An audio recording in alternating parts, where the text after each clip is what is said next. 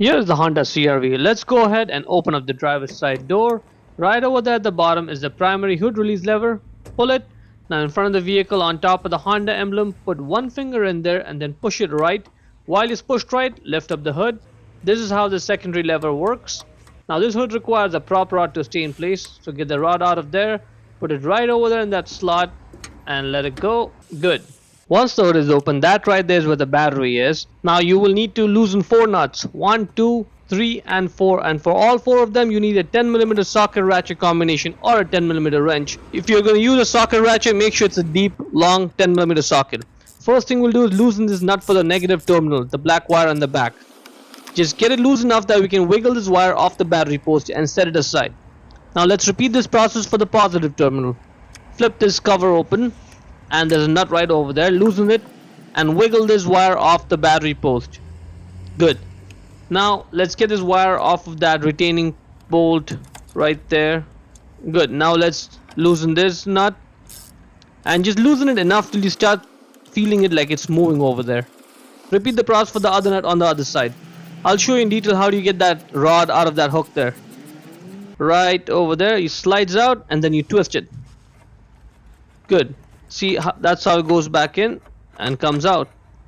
Repeat the process for the other rod. Get it out from there and then twist it.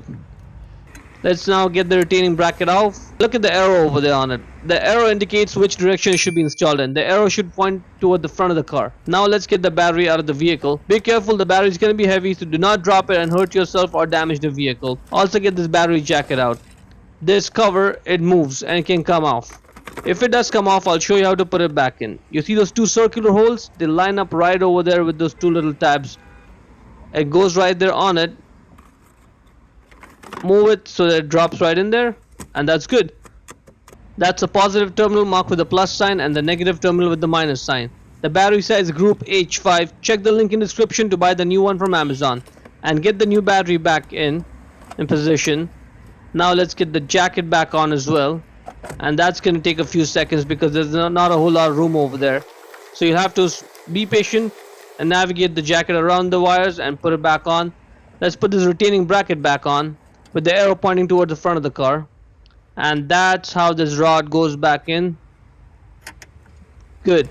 But now if you try to tighten it with one hand, it won't work. It's going to try and come out of there. So what you do is you hold it down with one hand and then you tighten it down with the other hand. Repeat the process for the rod on the other side. Tighten it down as much as you can. The goal is to make sure it doesn't move. Now the battery is secure. Now let's first put this positive terminal wire on the battery post and push it down as much as you can. It's important that you get a good connection there. Now let's tighten up that nut, and you have to make sure that it's tight enough, because if it's loose there won't be a good connection and that's going to cause all sorts of problems you don't want. That's good. It's not moving. That's good. Now let's repeat the process for the negative terminal. Now right when you connect the negative wire, you may see some sparks right when you connect it, and that's totally normal. Put the wire back on the battery post. Good. Let's tighten this one down as well. Let's get this wire back on that bolt. So let's recap. We put this, we tighten those 2, tighten the 2 terminals, put this wire back on, put the jacket back on, everything is good.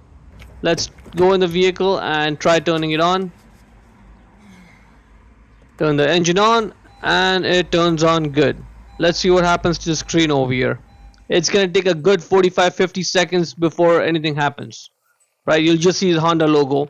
And finally when it does power up, press down.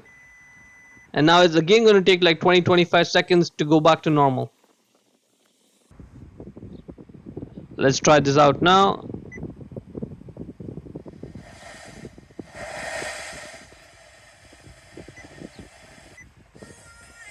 And that's good, but if you look at the dash, you'll see all these lights on.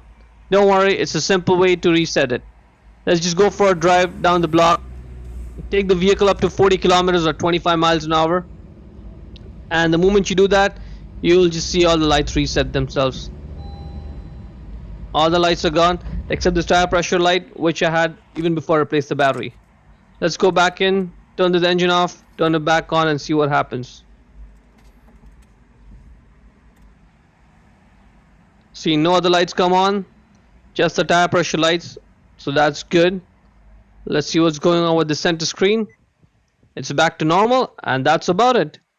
To close the hood, first push on the hood, get load off the prop rod, get it out of that slot, put it back in its place and secure it. Now lower the hood and slam it shut. Hope you found it useful. Before we go, let me give a quick shout out to Naya Motors Inc. for letting us use the car today to film the videos. They are a used car dealer here in Ottawa, Canada. Check out the link in the description for their entire inventory.